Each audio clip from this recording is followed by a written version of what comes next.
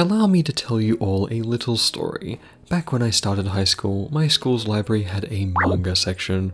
I'd just come back from Japan for the first time, so I was interested in anything and everything Japan related. So I decided to give one of these little manga series a go, and that series happened to be Fullmetal Alchemist, one of the most beloved anime of all time, a certified classic that defines the medium.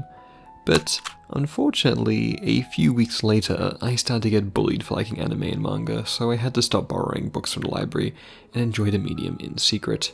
So I only got to about volume 7 or so and never finished the series. That is, until now. Over a decade later, I finally decided to go back and read Fullmetal Alchemist from beginning to end, and yeah, what everyone says about it is right, it is really good. I've been meaning to draw some fan art for it, so today I'll be doing that while sharing my thoughts on it. And there will be spoilers mentioned ahead, so please do be wary. I was a little worried when starting it that my inner hipster would not like it, just because it's popular, but thankfully FMA is such a consistently good series all the way through. Every character gets thoroughly explored in a satisfying story arc and conclusion. Except for characters like Maze Hughes, of course, but the point of his character is how gut-wrenching it is when he dies so early and fuels other characters' developments and the plots. And from what little we do see of him, goddamn if he wasn't the GOAT. See, I said there would be spoilers, but on that, I feel like it has a really good balance of everything. Lighthearted fun moments, emotional moments, well-done action scenes and fights. I especially like whenever there's an escape sequence, and some truly horrifying moments. It all just ends up being such a well-rounded and satisfying story.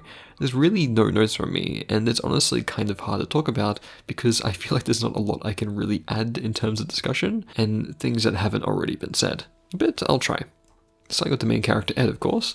I like how he's a good mix of cool, but also lame. I like his short temper, but also his perseverance and determination. Whenever there's a setback for him and out, you can really feel his frustration.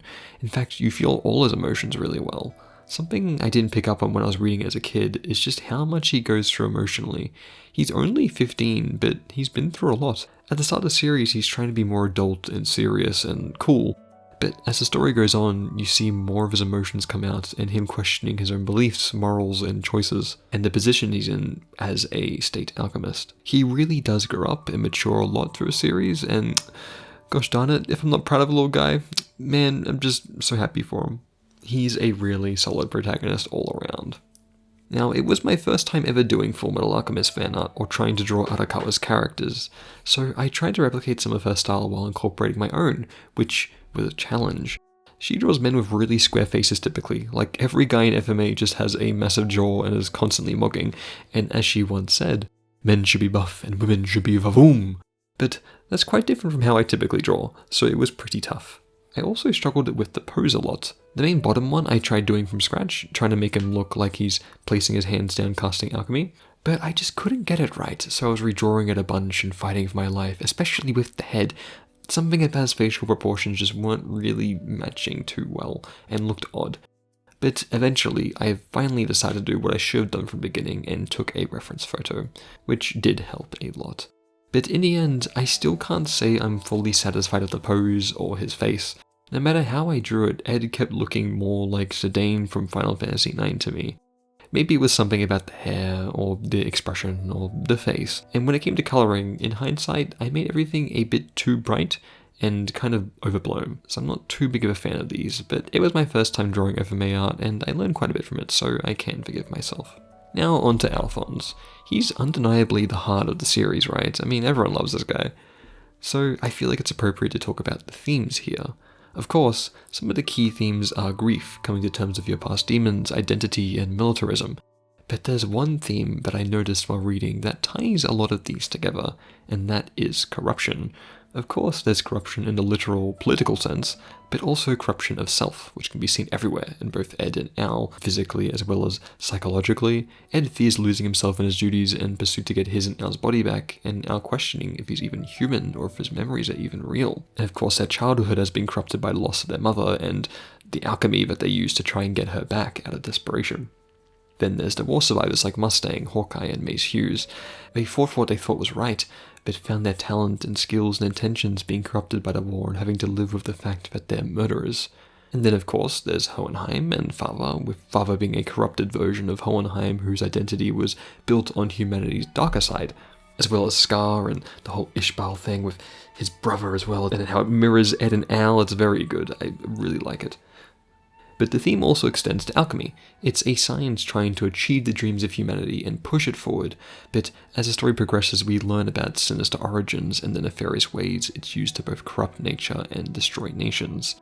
The way this theme is intertwined throughout every aspect is so well done and interesting to me.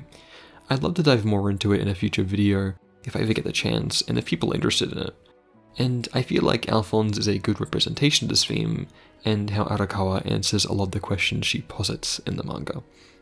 When it comes to drawing Al though, I was pretty intimidated. I mean, he's a giant, hulking, complicated suit of armor, and I've never drawn armor before. I mean, there's so much detail, and he's literally a stiff suit of armor. How would I even stylize it or make it look like an organic pose? I decided to go for a stretching kind of pose with his arms out front. But I couldn't really find a good reference photo, and I couldn't quite match the angle I had in mind when taking photos myself. I wanted to make him look imposing, so I had to wing it a bit. And overall, I'm actually pretty happy with it. He definitely has that aura that I wanted, and I ended up simplifying some of the details, especially around his arms and feet, so I feel like there's a good balance of stylization, flexibility, and authenticity to his original design.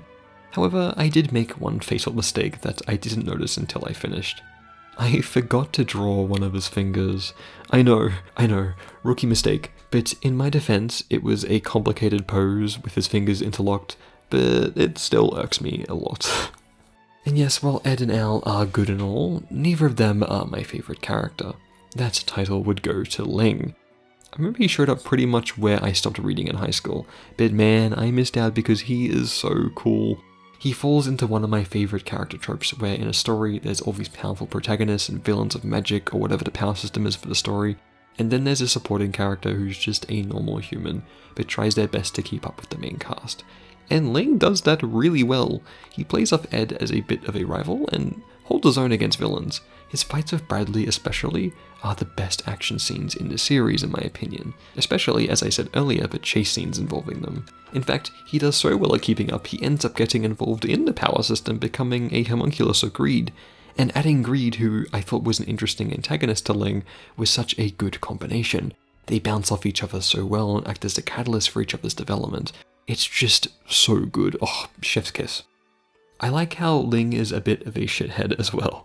He's greedy and he's always scheming like he could backstab you at any moment, but he genuinely cares about his servants, and when push comes to shove, he'll be there as a reliable bro right till the very end.